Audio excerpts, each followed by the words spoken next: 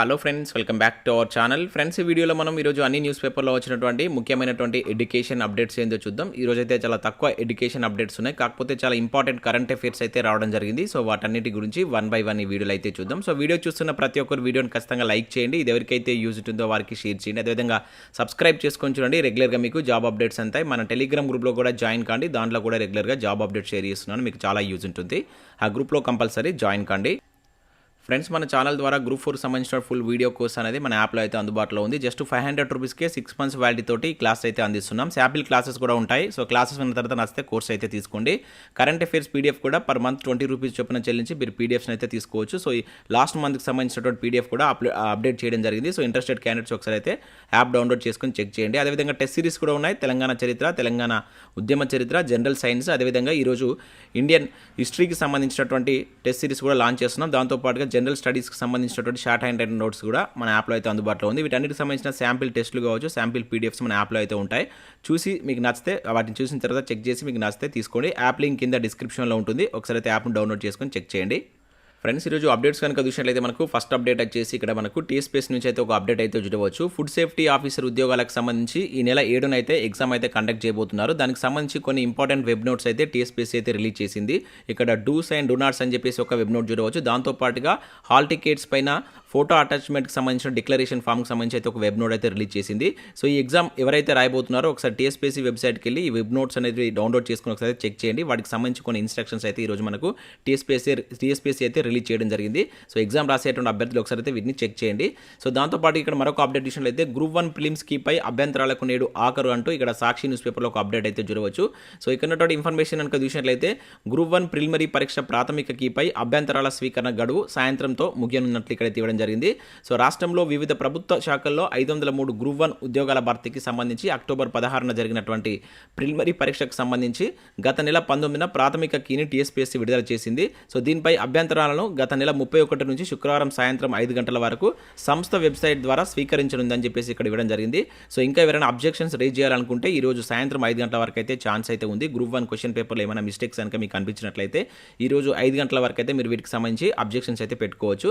So దాంతోపాటు ఇక్కడ చూసినట్లయితే మెయిన్స్ ఎంపికపై తలో రకంగా అంచనాలని చెప్పేసి ఇక్కడ చూడవచ్చు. సో రాష్ట్ర వ్యాప్తంగా 25,150 మందిని మెయిన్స్ పరీక్షకు TSPSC ఎంపిక చేయనుంది.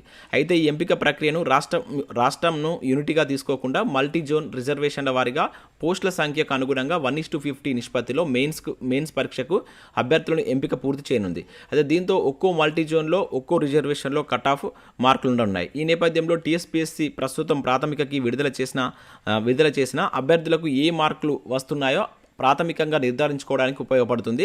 సో మెయిన్స్కి సంబంధించిన అర్హతలపై అభ్యర్థులు తలో రకంగా అంచనాలు వేసుకుంటడంతో ఈ జాబితా విడుదలైతేనే స్పష్టత రానుందని చెప్పేసి ఇక్కడ ఇవ్వడం జరిగింది. మనకి ఏదైతే మెయిన్స్ కట్ ఆఫ్ సంబంధించి సో తలో రకంగా దీనికి సంబంధించి అంచనాలు వేస్తున్నారు. సో మనకు కంప్లీట్ డీటెయిల్స్ రావాలంటే దీనికి సంబంధించినటువంటి రిజల్ట్స్ వచ్చినప్పుడే దానిపైన ఒక స్పష్టత వస్తుందని చెప్పేసి ఇక్కడ మనం సాక్షి న్యూస్ పేపర్లో ఒక అప్డేట్ అయితే చూడవచ్చు.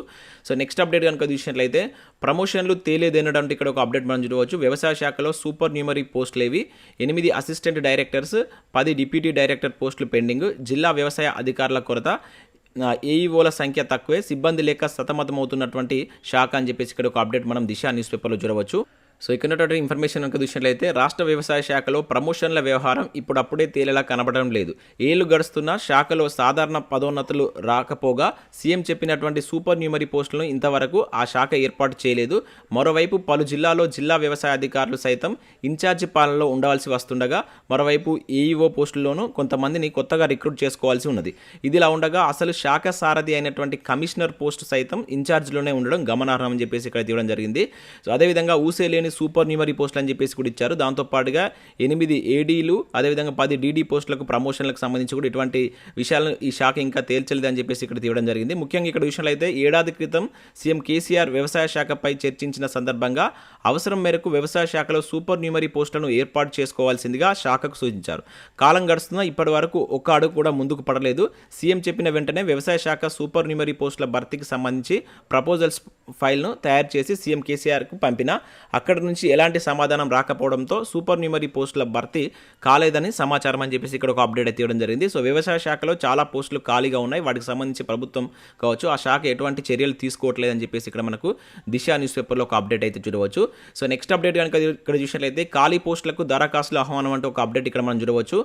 సో ఇది మనకు కరీంనగర్ జిల్లాకు సంబంధించినటువంటి KGBV ఉద్యోగాలకు సంబంధించినటువంటి నోటిఫికేషన్. ఇక్కడ చూసినట్లయితే జిల్లాలోని కస్తూరిబా బాలికల విద్యాలయంలో తాత్కాలిక పద్ధతిన ఖాళీగా ఉన్నటువంటి CRT అండ్ PGCRT పోస్టులకు సంబంధించి అయితే ఇక్కడ ఒక నోటిఫికేషన్ జారీ చేసినట్లయితే చూడవచ్చు. మనకు జిల్లాలో ఉన్నటువంటి వివిధ KGBVలో ఈ ఉద్యోగాలు అయితే ఉన్నాయి. జిల్లాలో ఉన్నటువంటి ఇల్లందులో ఉన్నటువంటి KGBV కావచ్చు, అదేవిధంగా ఇంకా అదే కాకుండా ఇక్కడ గంగాధర్లో కావచ్చు, ఇంకా రామడుగులో ఉన్నటువంటి KGBVలో ఖాళీలు అయితే ఉన్నాయి. సో వాటికి సంబంధించి అభ్యర్థులు అప్లై చేసుకోవాలని చెప్పేసి ఇక్కడ ఇవ్వడం జరిగింది. ఇక్కడ CRTకి సంబంధించి సబ్జెక్ట్లో డిగ్రీతో పాటు BEd అనేటువంటిది అర్హత ఇచ్చారు. అదేవిధంగా PGCRTకి సంబంధించి సబ్జెక్ట్లో పోస్ట్ గ్రాడ్యుయేట్ అంటే ఆ సబ్జెక్ట్లో పోస్ట్ గ్రాడ్యుయేట్తో పాటు BEd చేసి ఉండాలని చెప్పేసి అయితే మెన్షన్ చేశారు. ఇక నర్సింగ్ పోస్టులకు సంబంధించి MSc నర్సింగ్ కావచ్చు, BSc నర్సింగ్ చేసి ఉండాలని చెప్పేసి తెలిపారు.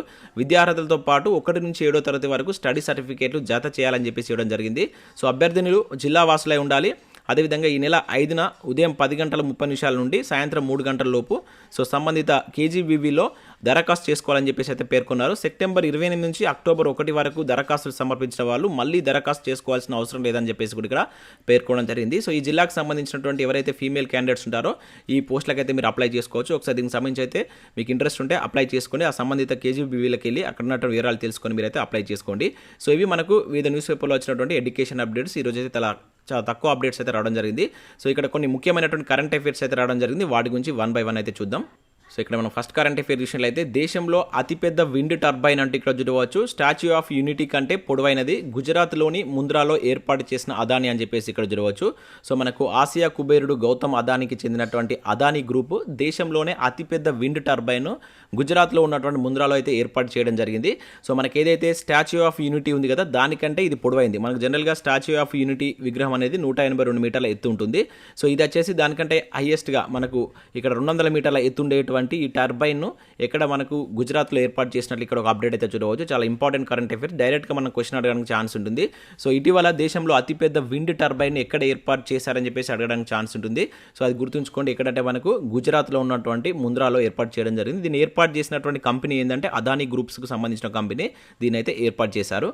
సో మరొక ఇంపార్టెంట్ కరెంట్ అఫైర్ చూసినట్లయితే రాష్ట్రంలోనే తొలిసారి ముకారా పంచాయతీలో సౌర విద్యుత్ అని చెప్పేసి ఇక్కడ ఒక ఇంపార్టెంట్ కరెంట్ అఫైర్ అయితే చూడవచ్చు. సో తెలంగాణలో సౌర విద్యుత్ను ఏర్పాటు చేసుకున్న పంచాయతీగా ముకారా రికార్డు సాధించినట్లయితే చూడవచ్చు. మనకు ఆదిలాబాద్ జిల్లాలో ఉన్నటువంటి ఈ ముకారా పంచాయతీ, ముకారా గ్రామం సంబంధించినటువంటి గ్రామ పంచాయతీ సొంత నిధులతో సౌర విద్యుత్ను ఏర్పాటు చేసుకోవడం అయితే జరిగింది. సో ఇక్కడ చూసినట్లయితే మనకు టోటల్గా వీళ్ళు దీనికోసం 4 లక్షల రూపాయలు ఖర్చు చేసి సోలార్ గ్రిడ్ని ఏర్పాటు చేయించారు. సో దీని ద్వారా ఉత్పత్తి అయ్యేటువంటి 6 కిలోవాట్ల విద్యుత్ను పంచాయతీ కావచ్చు, అంగన్వాడీ, గ్రామ వీధి దీపాలకు దీన్ని అయితే యూజ్ చేస్తున్నారు. సో మరో 4 కిలోవాట్ల విద్యుత్ను పంచాయతీ అవసరాలకు ఉపయోగిస్తుండగా దానిలో ఉన్నటువంటి మిగిలినటువంటి 2 కిలోవాట్ల విద్యుత్ను సో తెలంగాణ ట్రాన్స్కో సంస్థకు విక్రయిస్తున్నారు. తద్వారా నెలకు 4,000 రూపాయలు పంచాయతీ సంపాదిస్తుందని చెప్పేసి ఇవ్వడం జరిగింది. సో మన కరెంట్ అఫైర్స్ కొనలో డైరెక్ట్గా అడుగుతారు. సో ఇటీవల రాష్ట్రంలో తొలి సౌర పంచాయతీ గ్రామంగా ఏది నిలిచిందని చెప్పేసి అడగడానికి ఛాన్స్ ఉంటుంది. సో మనకు ఆదిలాబాద్ జిల్లాలో ఉన్నటువంటి ముకారా అనేటువంటి గ్రామ పంచాయతీ సో తొలిసారిగా ఈ సౌర విద్యుత్ని అయితే స్టార్ట్ చేయడం జరిగింది. చాలా ఇంపార్టెంట్, గుర్తుంచుకొని డైరెక్ట్గా మనకు విలేజ్ నేమ్ మీద క్వశ్చన్ అడగడానికి అయితే ఛాన్స్ ఉంటుంది. సో నెక్స్ట్ కరెంట్ అఫైర్ కనుక చూసినట్లయితే 2026 హాకీ వరల్డ్ కప్కు బెల్జియం, నెదర్లాండ్స్ ఆతిథ్యం అని చెప్పేసి ఇక్కడ మనం చూడవచ్చు. సో 2026లో జరిగేటువంటి హాకీ పురుషుల అదేవిధంగా మహిళల వరల్డ్ కప్కి సంబంధించి హోస్ట్ రైట్స్ని వచ్చేసి మనకు బెల్జియం అండ్ నెదర్లాండ్ సంయుక్తంగా అయితే దక్కించుకోవడం జరిగింది. చాలా ఇంపార్టెంట్. సో 2026లో జరగబోయేటువంటి హాకీ మనకు అది పురుషులు కావచ్చు, మహిళలకు సంబంధించి బెల్జియం, నెదర్లాండ్ 2 సంయుక్తంగా అయితే నిర్వహించాయి. డైరెక్ట్గా అడగడానికి ఛాన్స్ ఉంది, ఈ పేర్లు అయితే గుర్తుంచుకోండి. సో నెక్స్ట్ కరెంట్ అఫైర్ చూసినట్లయితే ప్రముఖ పాత్రికేయుడు వరదాచారి ఇక లేరంటే ఇక్కడ ఒక అప్డేట్ అయితే చూడవచ్చు. జర్నలిజంలో విశేష కృషి, పలు పుస్తకాల రచన, కన్నుమూసిన సీనియర్ జర్నలిస్ట్ KL రెడ్డి అని చెప్పి చూడవచ్చు. ఇక్కడ ఇద్దరైతే ప్రముఖ వ్యక్తులు అయితే మరణించడం జరిగింది. ఒకరు వచ్చేసి మనకు గోవర్ధన సుందర వరదాచార్యులు, ఇంకొకరు వచ్చేసి కంచర్ల లక్ష్మారెడ్డి, వీళ్ళిద్దరైతే మరణించడం జరిగింది. సో ఇక్కడ మనం చూసినట్లయితే ముఖ్యంగా సో ఈ గోవర్ధన సుందర వరదాచార్యులు అనేటువంటి పర్సన్ మనకు ఆర్మూర్ ఉమ్మడి నిజామాబాద్ జిల్లాకు సంబంధించినటువంటి ఆర్మూర్ ప్రాంతానికి సంబంధించినటువంటి వ్యక్తి. ఇతను ప్రముఖ జర్నలిస్ట్ అండ్ పలు పుస్తకాలు రాసినటువంటి వ్యక్తి. అదేవిధంగా మరొక వ్యక్తి ఇక్కడ ప్రముఖ జర్నలిస్ట్ అయినటువంటి KL రెడ్డి కూడా మరణించడం జరిగింది. సో ఇతను వచ్చేసి మనకు వరంగల్ జిల్లాకు సంబంధించినటువంటి వ్యక్తి. సో 2 ఇంపార్టెంట్, గుర్తుంచుకొని డైరెక్ట్గా మనం క్వశ్చన్ అడగడానికి ఛాన్స్ ఉంటుంది. సారీ ఇక్కడ లక్ష్మారెడ్డి మనకు వరంగల్లో మరణించారు. కాకపోతే ఆయన యొక్క స్వస్థలం వచ్చేసి నల్గొండ జిల్లాకు సంబంధించినటువంటి పర్సన్. సో వీళ్ళిద్దరు మనకు రీసెంట్గా చనిపోయి వార్తల్లో నిలిచినటువంటి పర్సన్ కింద అయితే మీరు గుర్తుంచుకోండి. సో నెక్స్ట్ కరెంట్ అఫేర్ కనుక చూసినట్లయితే ఓటమిని అంగీకరించిన ఇజ్రాయెల్ ప్రధాని లపిడ్ అని చెప్పేసి ఇక్కడ ఒక అప్డేట్ చూడవచ్చు. సో ఇజ్రాయెల్లో మనకు 2019 నుంచి కొనసాగుతున్నటువంటి రాజకీయ ప్రతిష్ట మనకైతే ఎట్టకేలకు తెరపడింది. అక్కడ జరిగినటువంటి సార్వత్రిక ఎన్నికల్లో మాజీ ప్రధానమంత్రిగా చేసినటువంటి బెంజమిన్ నెతన్యాహుకు చెందినటువంటి లిక్కడ్ పార్టీ నేతృత్వంలో మితవాద కూటమి అయితే స్పష్టమైనటువంటి మెజార్టీ సాధించినట్లయితే ఇక్కడ ఒక అప్డేట్ అయితే చూడవచ్చు. సో అక్కడ దీనికి సంబంధించి సో నెతన్యాహు మళ్ళీ ప్రధానమంత్రిగా బాధ్యతలు చేపట్టడం అనేటువంటిది ఖరారైనట్లుగా ఇక్కడ మనకు ఒక అప్డేట్ అయితే రావడం జరిగింది. ఇది మనకు ఇజ్రాయెల్కి సంబంధించిన అప్డేట్.